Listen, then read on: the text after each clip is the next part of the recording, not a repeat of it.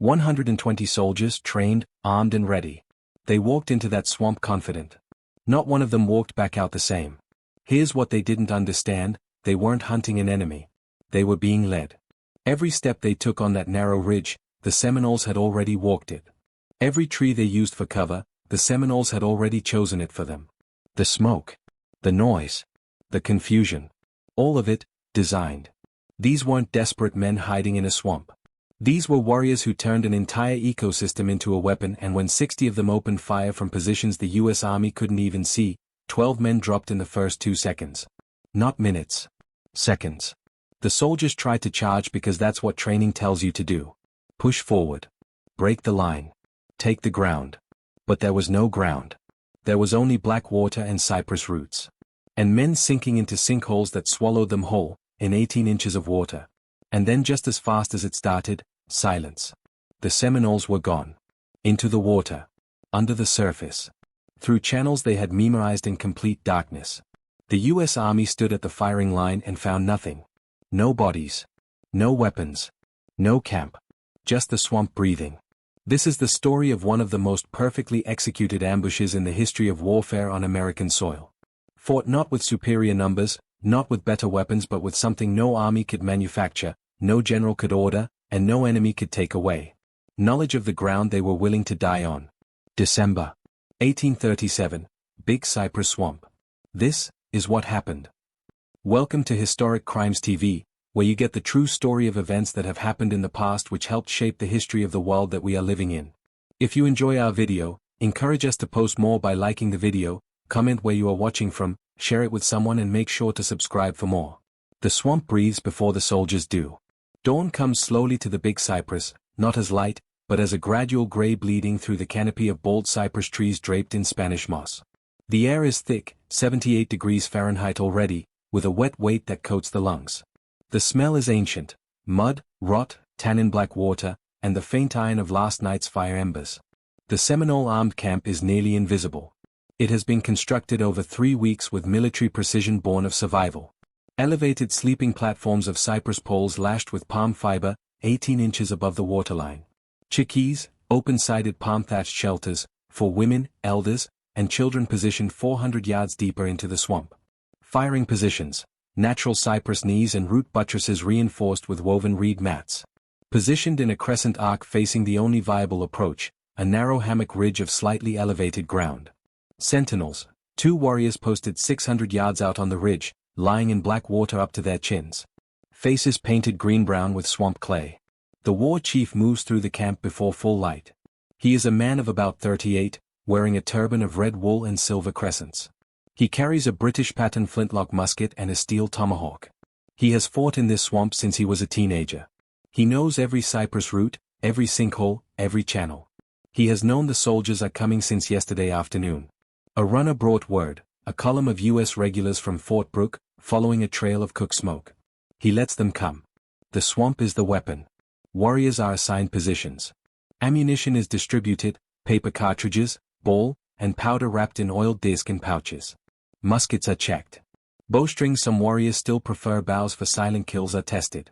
The camp falls into a dense, electric silence. 600 yards to the northeast, Lieutenant Colonel David Hartwell halts his column at the swamp's edge. He is looking at a wall of trees. His force: 120 men, 2 companies of the 2nd U.S. Infantry, plus 15 Tennessee volunteers and a small group of Creek Auxiliary Scouts. The regulars are in blue wool coats despite the heat, carrying .69 caliber smoothbore muskets. The Tennesseans carry rifles. Everyone is soaked to the knee already from the morning's march through palmetto scrub. The Creek Scouts crouch at the swamp's edge and read the ground. One of them points: crushed reeds. Recently. Fire ash carried on water. The camp is there. Hartwell makes his decision, a decision historians will later argue over. He forms his men into a column of 4s to navigate the narrow hammock ridge, with Creek Scouts on point, 1 company of infantry behind, then the volunteers, then the rear company. He sends no flanking parties. The water on either side of the ridge is chest-deep and impenetrable with cypress roots. This is exactly what the war chief expected. The column moves in. The cypress closes behind them like a door. The soldiers' boots sink into soft black mud. Water fills their footprints before they lift their feet. The cypress knees, Those strange, jagged root projections that stick up from the water like broken teeth constantly trip and catch. Men stumble. Muskets are raised to keep locks dry. Voices are hushed to whispers, then to nothing. The Creek scouts move 40 yards ahead. They are good men, experienced, but they are looking forward, not at the water on their flanks. They do not see the sentinels sink silently beneath the surface and slip back toward the camp. The war chief receives his sentinels' hand signals from the water's edge. 120 men. In column. On the ridge. 400 yards and closing. He moves position by position along the crescent firing line, 60 warriors, spread across 180 yards of swamp edge, each man behind a cypress knee or root mass or reed screen. He speaks to each fighter in a voice barely above breath. Wait for my shot. He returns to his position at the center of the crescent, the kill zone's apex, and settles behind a massive cypress buttress. He lays his musket across the root and checks the flint. Prime powder in the pan. Frozen down. He watches the hammock ridge through the moss and shadow. He can hear them now, the soft metallic clink of bayonet scabbards, the wet suck of boots in mud, the occasional low curse as a man stumbles. The Creek scouts emerge from shadow into the small open area, a slightly wider section of hammock, maybe 20 yards across, that the war chief has designated as the kill ground. He lets the scouts pass. He waits for the blue coats. The lead infantry company enters the kill ground. Hartwell himself is near the front. The war chief picks his target. A sergeant with a distinctive yellow chevron draws a slow breath and fires. The world becomes noisy. 60 muskets and rifles fire within 2 seconds of each other. The muzzle flashes enormous in the dim swamp light, great orange blooms of fire punching through the smoke and moss. The sound is a single catastrophic crack that rolls across the water and doubles back off the trees. The lead company takes the volley at 30 yards. 12 men go down in the first seconds. The sergeant the war chief targeted. 2 privates. An officer. Others clutch arms, shoulders, legs. The hammock ridge, narrow, exposed, hemmed in by chest-deep water, offers no cover. Men press against each other. The column compresses, bunching dangerously. The Creek scouts scatter off the ridge into the water, vanishing into the cypress. They know what's coming. Hartwell screams orders. His voice cuts through the smoke. Form line. Form line. Return fire. This is nearly impossible.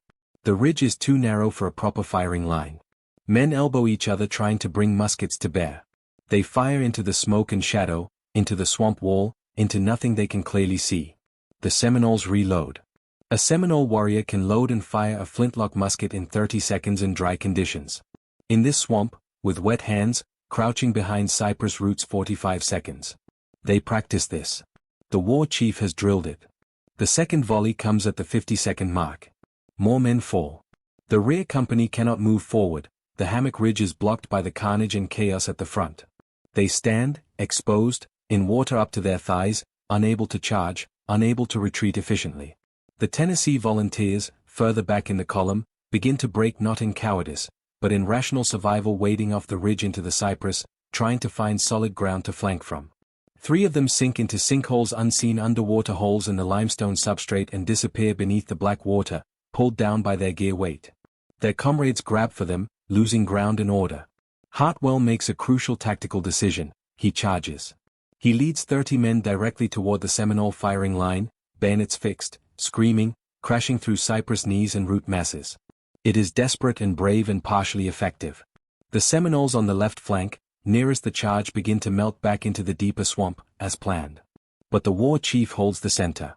3 warriors armed with rifles with better accuracy than muskets pick targets as the charging soldiers close. At 15 yards, a warrior rises from the water and discharges a double-loaded shotgun load directly into the charging mass. 4 men go down. Hartwell's charge reaches the firing line. It becomes a brutal close-quarters fight in knee-deep water among cypress roots, bayonets, tomahawks, rifle butts, knives. Men grapple and fall into the water. A soldier drowns in 18 inches of swamp water, held down by a warrior on his chest. A warrior is bayoneted through the shoulder, tears the bayonet free and keeps fighting. This phase lasts 4 minutes and feels like 40. The war chief fires his signal, a single shot into the air, and the withdrawal begins. This is the part that will haunt Hartwell for years. The Seminoles vanish. They do not run.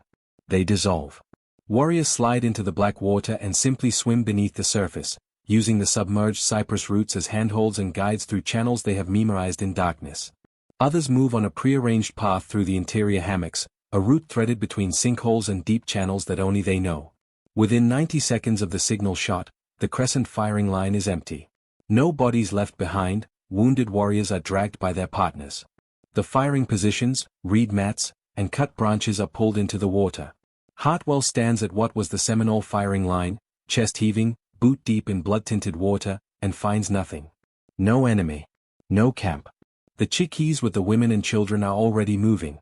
They began withdrawing the moment the first shot was fired, guided by a pre-designated path through the deepest swamp interior. He orders a pursuit. His Creek scouts refuse, they know better.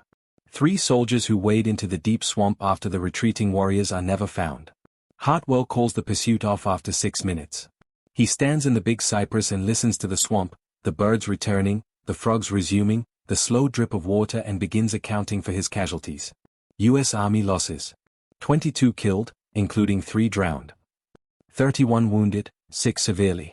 4 missing, presumed drowned or taken. Significant ammunition expended, little effect. Seminole losses, as later reported by informants. 4 warriors killed. 9 wounded. 0 captured. Hartwell organizes his wounded on the Hammock Ridge. Men with gut wounds, the most common and almost always fatal in 1837, are laid on improvised litters of cut palmetto. The surgeon, a young man from Connecticut who has been in Florida for 3 months, works with his kit open on a cypress knee, doing what he can. The dead are impossible to carry all back through the swamp. Hartwell makes the terrible decision to leave 6 bodies submerged in shallow water with rocks on their chests to prevent floating. He marks the location on his map. The column begins its withdrawal, the same narrow hammock ridge, now churned into a trench of mud and scattered equipment. Men carry the wounded. The healthy men are hollow-eyed and steam-wet. The wool uniforms are disaster-soaked through, beginning to chafe and rot. It will take them 3 hours to get back to the swamp's edge. 3 miles deeper in the swamp, the Seminole camp is reassembling. The war chief sits on a root at the water's edge of a small interior hammock. Around him, warriors tend their wounded. A woman, a healer, moves between men with a clay pot of kunti root poultice and strips of cloth. The 4 killed warriors are being prepared for burial in the Seminole tradition, wrapped in their belongings, to be placed in a tree platform. The war chief cleans his musket by feel and memory. A young warrior sits beside him and asks, in Miccosukee, "Did we win?" The war chief watches the white ibises settle back into the cypress across the water. He listens to the sound of the swamp, restored, indifferent, permanent. "We are still here," he says. "That is winning." He begins to plan where the camp will move tonight. They will be 10 miles deeper by dawn. The soldiers will not follow, not into the true interior. The Big Cypress is 729,000 acres. It will protect them the way it always has. In Washington, D.C., the Second Seminole War is called the most expensive Indian war in American history, $40 million and 1,500 U.S. soldiers dead, mostly to disease, but also to moments exactly like this one: a hidden camp, a narrow ridge, 60 men who knew their ground, and a swamp that fights on the side of those who belong to it. The Big Cypress Seminoles were never fully defeated. A small band, never more than a few hundred, held the Florida interior for 7 years. Some never surrendered at all. Their descendants, the Seminole tribe of Florida, remain today.